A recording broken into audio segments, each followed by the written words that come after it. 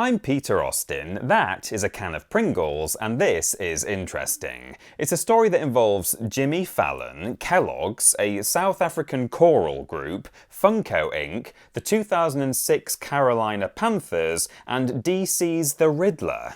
I hope I've got your attention. As recently as 2012, the mustached man on this packaging, no, not that one, was officially known as Mr. P. One assumes the P stood for Pringle or Pringles, although I don't think that was ever explicitly stated in the early days. Either way though, by 2013, Mr. P had gained a first name under hilarious circumstances, and I've actually reached out and spoken to one of the pranksters involved in the whole thing.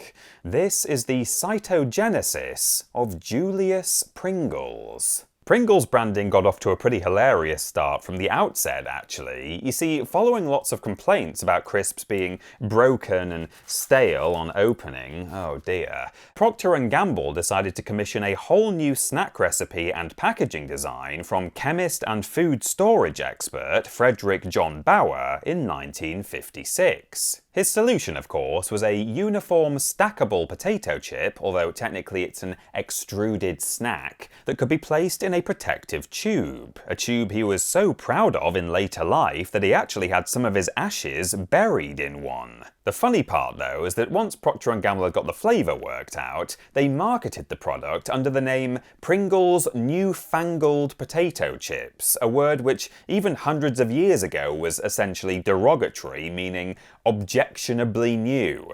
That name didn't last, but the same can't be said for Mr. P's forename. It all started on the 4th of December 2006. In a freshman dorm room at North Carolina State University, students Justin Schillock and Michael Wiseman, friends since 3rd grade, were watching a Carolina Panthers game whilst enjoying some sour cream and onion Pringles. Glancing at the packaging for a moment, Justin happened to ask Michael what he thought the mascot's name might be, to which Michael, quote, just stupidly said, Julius Pringles, after seeing the player Julius Peppers on screen. Now this could have been the end of the matter if the pair hadn't decided to use Justin's good standing on Wikipedia as user platypus222 to slip that detail into the Pringles article. And this wasn't the first time they'd put false information on the site. Justin tells me that the Guns N' Roses song Sweet Child of Mine was once said to have been written by lead vocalist Axl Rose with guitarist Slash and popular songwriter Mikey Wiseman during an intense 6-hour brainstorming session after a New Year's Eve party. And having done a quick scout around myself, I'm also very suspicious of this statement I found on the current day version of the article for Alka-Seltzer, which, like the Guns N' Roses claim, has since been reposted as fact in several places across the internet. It was a little easier back then because fewer people were checking as closely, says Justin. And although the Pringles edit was removed only 2 months after it had been put there, Justin simply reinstated it with a citation needed tag, and there it remained for years. But hey, I hear you. Surreptitiously adding a fake name to a Wikipedia article doesn't make it the official one, sure. But that's not where the story ends. 7 years later, on the 6th of August 2013, during an episode of Late Night, Jimmy Fallon and his house band, The Roots, spent 2 precious minutes of the runtime singing a song all about the virtues of Pringles in the style of South African choral group Ladysmith Black Mambazo. It sounds weird, I know, but I think the entire exercise was literally just an excuse to make the pun Ladysmith Snack Mambazo. I'd show you a clip I found on the Internet Archive of the whole performance, but it seems like a concerted effort has been made to remove it from YouTube entirely, thanks to Fallon singing along in a pretty problematic accent, so I think including it here would probably not be a very good idea. Anyway, the year before, the Pringles brand had actually been purchased by Kellanova, aka Kellogg's, and they decided to put out their own song in response to Fallon's as a bit of a marketing ploy,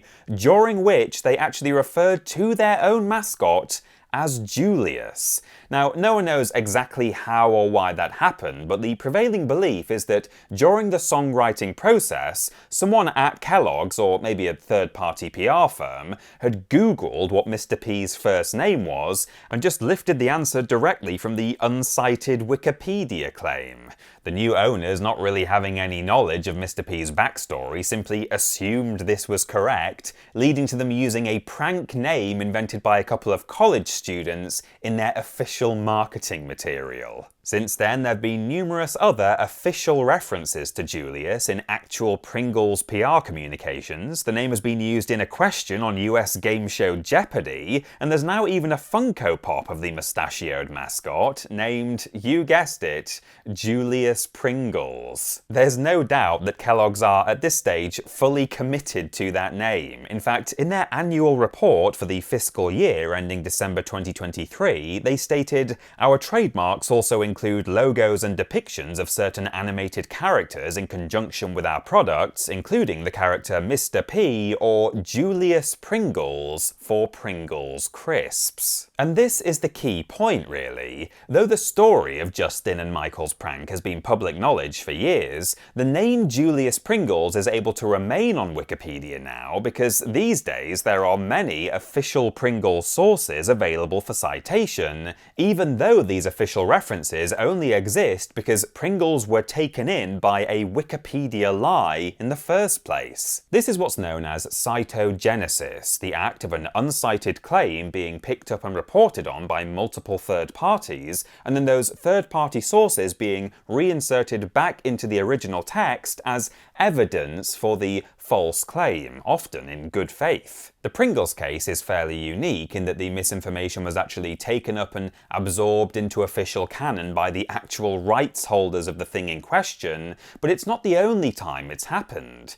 In 2012, for example, Wikipedia user Patrick Parker added his own name to the list of aliases used by DC Comics villain the Riddler, and after it went unchallenged for a whole decade, the name was actually used in the 2022 movie The Batman, as well as a tie-in comic, The Riddler Year One, seemingly lifted wholesale from a Wikipedia article on trust.